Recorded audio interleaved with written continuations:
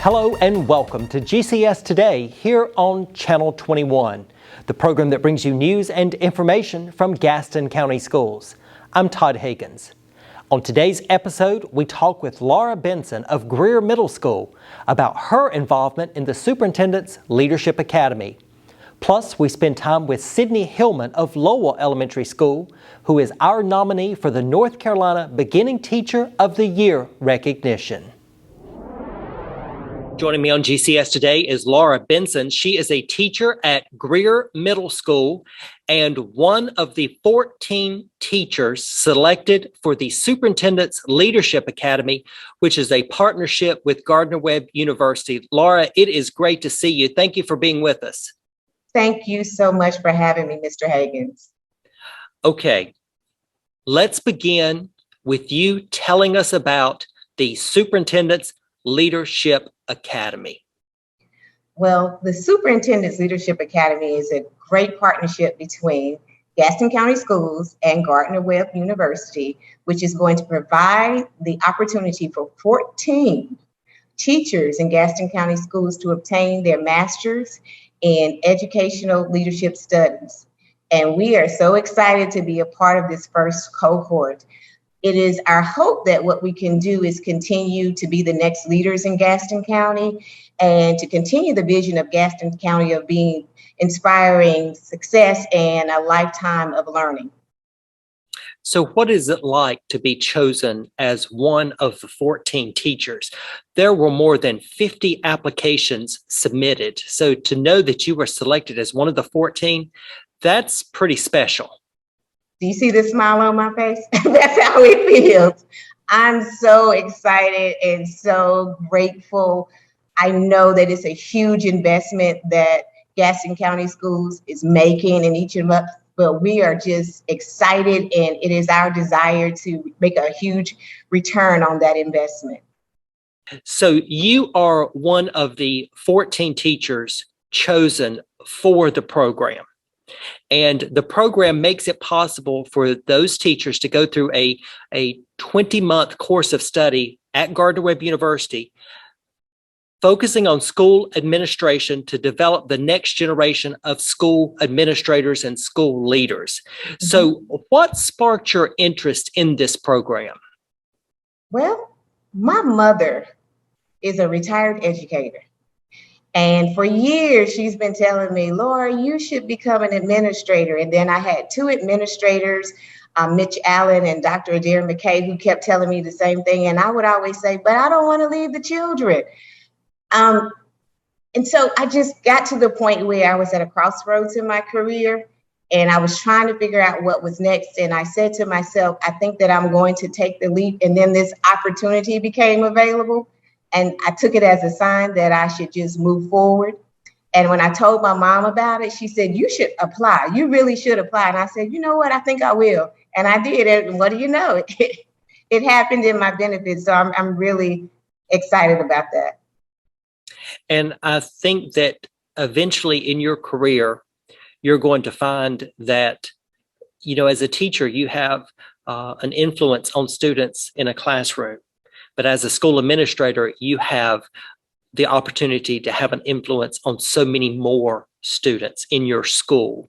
Yes. So I think you're going to find that out. Once you complete the program and you get into that administrative role, you're going to realize that. So the program leads to a master's degree from Gardner-Webb University. At what point in your teaching career did you decide that school administration may be the next step for me? What prompted you to start thinking about that? Over the past few years, it's been in the back of my mind. It's just having the right time to move forward with it. And, you know, even gaining that confidence, because once you get your groove into being a teacher, you kind of want to stay there. It feels comfortable. But like I said before, I came to a crossroads and I really had to decide what was next. And this seems like the way that people, how they view me and how they were pushing me. So I think just a few years ago, and then recently, it just really hit me. This is it. This is my move. You find those leaders in the classroom and you have people around you that recognize he or she is a leader in the classroom, he or she would be a good leader at the school level. So you've had those people, those types of people in your life that have encouraged you to take the next step, I guess you could say. Mm-hmm. So let's go inside your classroom. Oh. What makes your classroom a great place for teaching and learning and engaging your students in learning? What is it like inside your classroom? Well, in my opinion, my students make my classroom a great place for teaching and learning. They inspire me to show up as the best version of myself every day. And so in turn, they give that back to me. So our lessons are movement and chanting and dancing and singing and collaboration. It's not just sitting there and me talking. We're all growing as learners together. And it makes it, I get bored easily. So I can only imagine what kids could feel like if they just have to sit there and listen. So it just makes it a great place that we all want to be. I want to be there, they want to be there, and it just works. And focusing on that student engagement is so important. Yes, absolutely. So what goals have you set for your students? When we get to the end of the school year, if we were to sit down and say, what goals you accomplished, what do you want those goals to be? Well, honestly, because we're in such challenging times right now, my number one goal is to reignite that love for learning that may have been lost just a little bit, to get them to the place where they are pushing past obstacles and still feeling confident in themselves as a learner. It's more of a social emotional goal for them, because I know they can get the content, but sometimes they get to where they may feel like I'm not smart or I can't do this. And I want to help push them past that. So when they look back, they can see, oh, Miss Benson helped me get to the other side of this. And it's so much better on this side. So when I get to the end of the school year, if I can have them say, you know what, I love being in your classroom, I love learning this year, I think that I've accomplished my goal. So let's talk about your education story. It's very obvious that you're passionate about being a teacher and being in this profession. Who or what inspired you to become a teacher? Well, I'm a product of Gaston County Schools. I went to Lowell Elementary and Holbrook Junior High way back when it was a junior high. And I graduated from Ashbrook class of 1994. I'm telling my age now. But I had a teacher in the kindergarten, Sue Johnson, who looked at me at 5 years old and told me I was going to be a teacher. And my little kindergarten self, all I did was just shake my head yes, because that's what kindergartners do. I had no clue, even though my mom was a teacher and my dad taught in Gaston County Schools. I'm from a family of educators. So that's all I've ever heard was, you're going to be a teacher, you're going to be a teacher. Now, Mr. Higgins, I have to be honest, I had a hard head. Every time they said it, I said, no, I'm not going to be a teacher. But I got to a point in life where I started really examining what was important. And I didn't feel happy with what I was doing in my career. So I sat there and I thought about, what was that one thing I did that really made me happy? And it was when I was the education director in the Raleigh Girls Club. And I went back to that, and I went back to all those voices along the way, and I went back to school and got my teaching license, and it's been the best move I've ever made. So a lot of people along the way have seen this thing in me that I tried to fight, but here I am. I guess they won out. And we are so much better having them win that battle with you, I guess you could say. Yeah, I would agree. Okay, so let's think about your future. Yeah. You are in the master's degree program at Gardner-Webb through our Superintendent's Leadership Academy. When you complete that program, you will be ready to become a school administrator. So that may be an assistant principal, eventually a principal, a central level director, whatever may come your way. What kind of leadership approach will you take to the job as a school administrator? I'll be honest, I'm going to keep the same approach I have now, which is children first. We have to always put the children first, not one of them, all of them. Because if we don't, we'll be failing our future generations. And that's just something that we cannot afford to do. So it's been my motto since I got into teaching. And that's just something that I think that will suit me if I carry that on into the administrative field. Well, I think you have certainly proven that you are a leader in the classroom, and we look forward to your progress through this degree program with Gardner-Webb University and being a part of our Superintendent's Leadership Academy. And maybe in a couple of years, you can come back and talk with us about what it's like to be a school administrator and give us that perspective. Yes, you set the date, I'll be there. Laura Benson, teacher at Grier Middle School and a member of the Superintendent's Leadership Academy. Laura, it is so great to see you, and we appreciate you taking time to be with us here today on GCS Today. Thank you so much.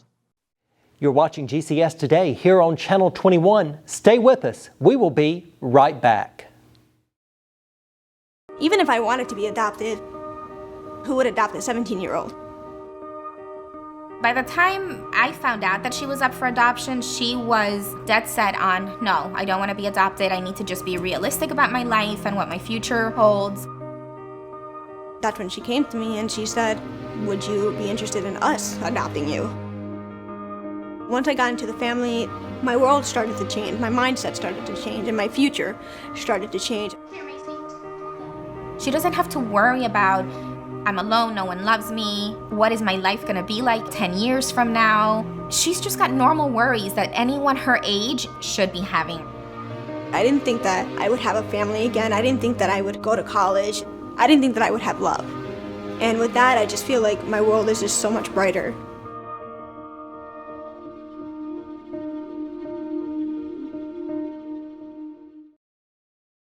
Joining me on GCS Today is Sydney Hillman. She is a fourth grade teacher at Lowell Elementary School, and she is the Gaston County Schools nominee for the Beginning Teacher of the Year Award, and that award is presented by the North Carolina Center for the Advancement of Teaching. So, Sydney, it's good to see you, and congratulations on your nomination. Thank you so much, Mr. Higgins. It's a pleasure to be here. Okay, so let's talk about being the nominee for Gaston County Schools for the North Carolina Beginning Teacher of the Year Award. Were you surprised to hear that you had been selected for this honor? I am ecstatic.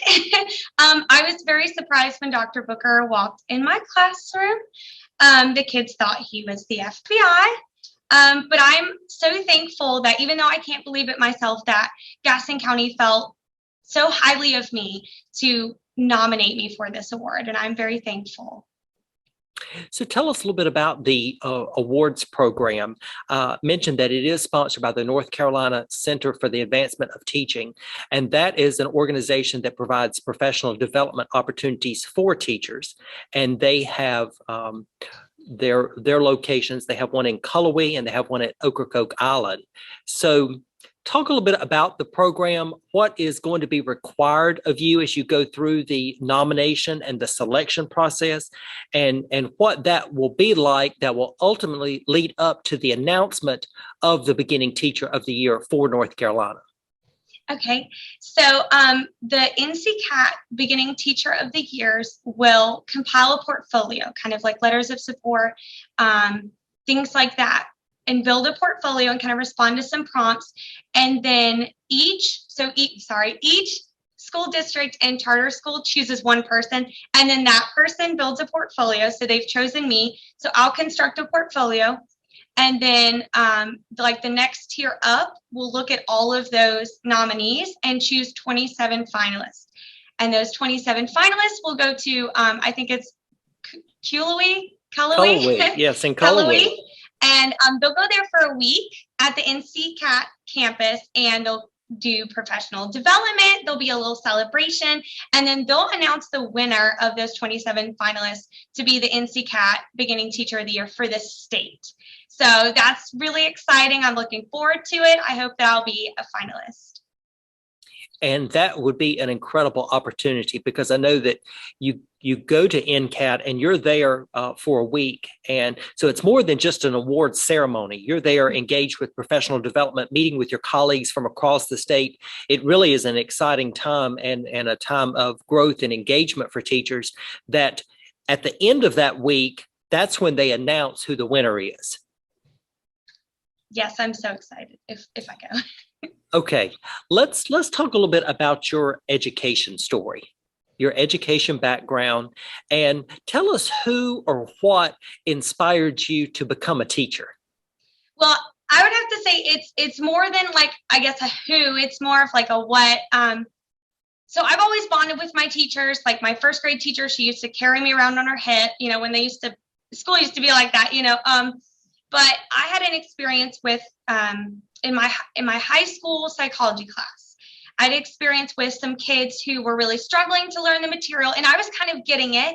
And so I would teach them mnemonic devices, how I studied, and I got this like feeling of overwhelming happiness when they learned from me, and I was so proud of them. And that's one of those things, like I had thought about being a teacher, but that's one of those things like I really felt like I was going to be a teacher, like I was meant to be a teacher. And then I went to college. I had my first clinical experience where I got to be in elementary school.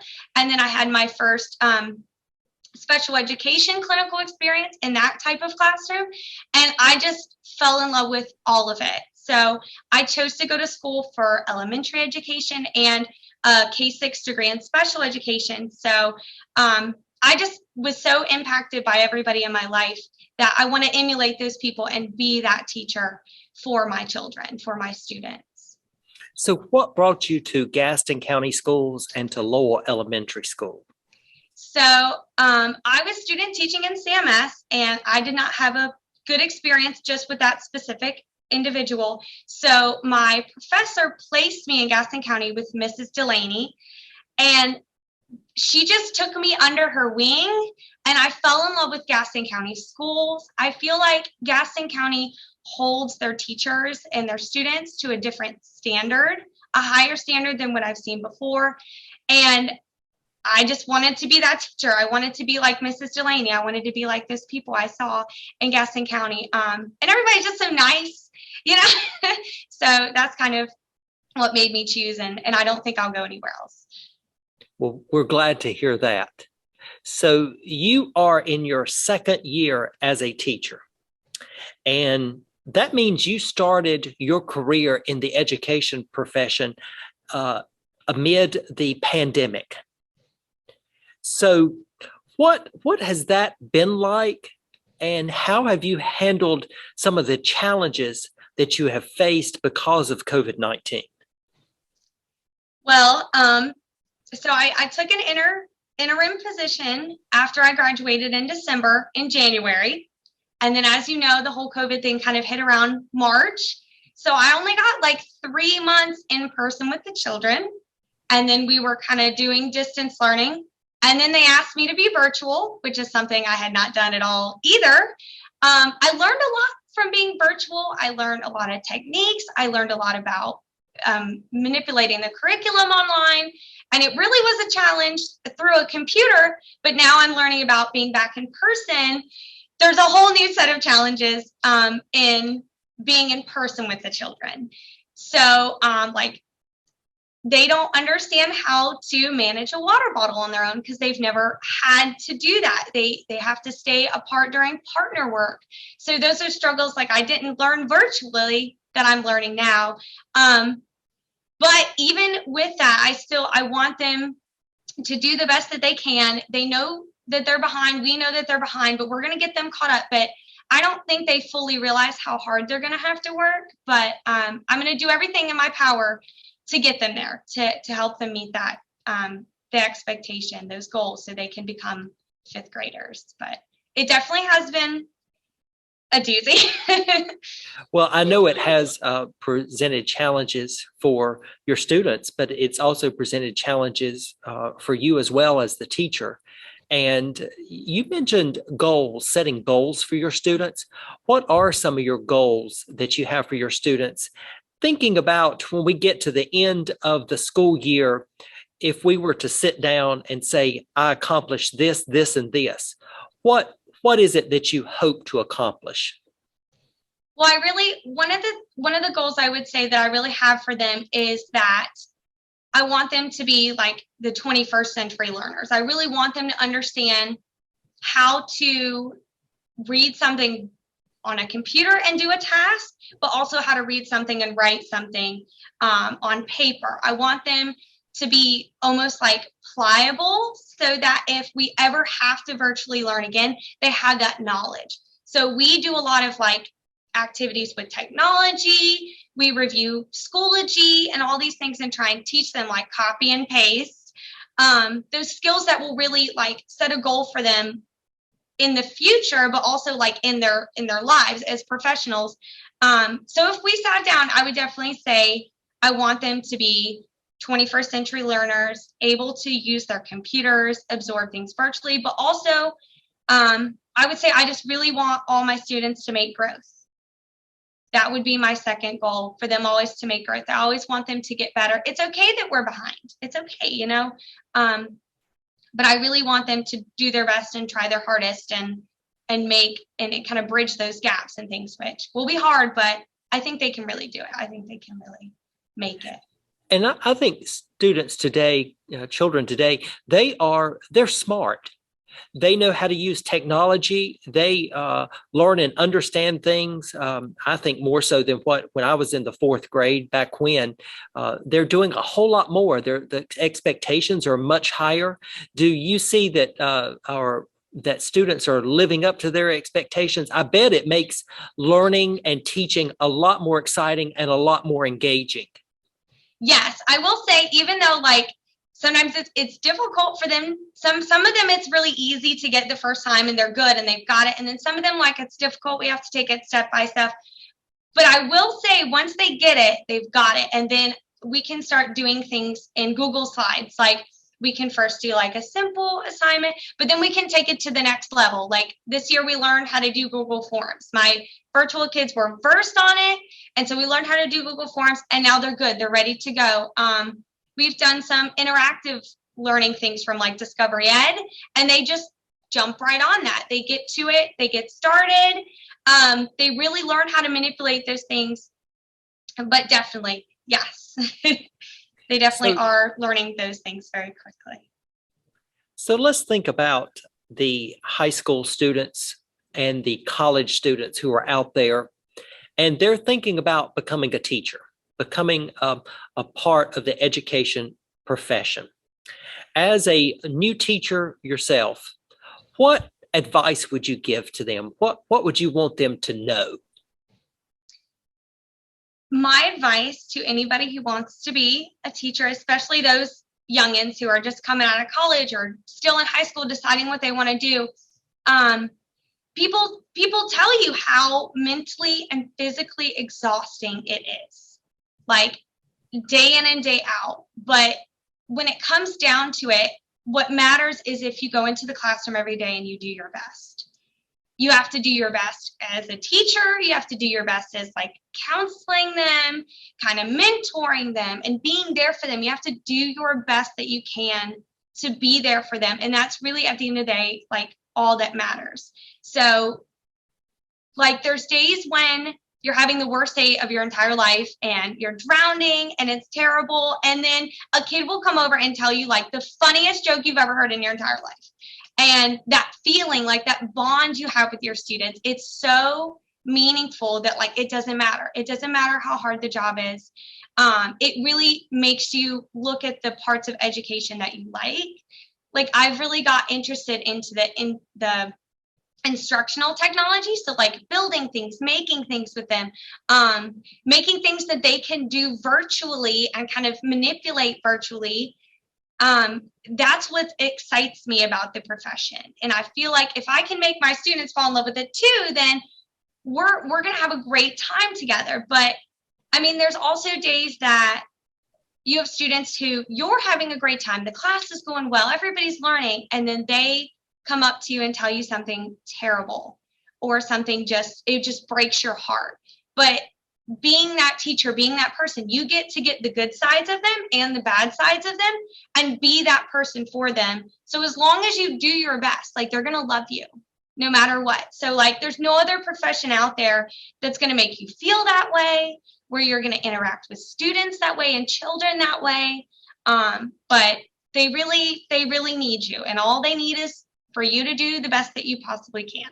And I always feel like that's all I can do. That's all you can ask of me. I can do my very best. It's not always going to be perfect or good, but I can do my best. And that's what I want out of my students too. So hopefully they can recognize that.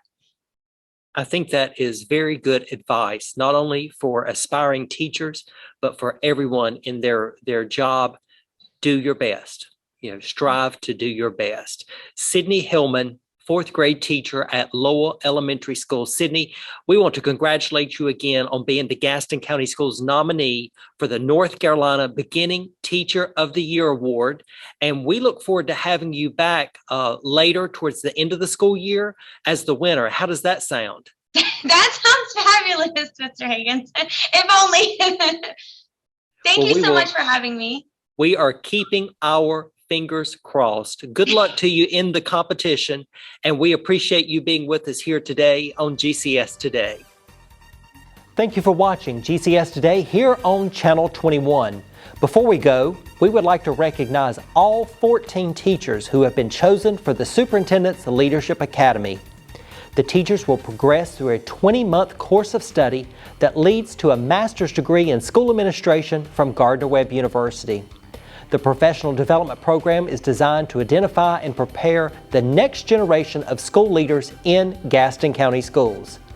We encourage you to visit the Gaston County Schools website to read a news article about the Superintendent's Leadership Academy and find out more about this important partnership with Gardner-Webb University. Stay tuned to Channel 21 for the latest news and information from Gaston County Schools. For GCS Today, I'm Todd Higgins. We look forward to seeing you next time.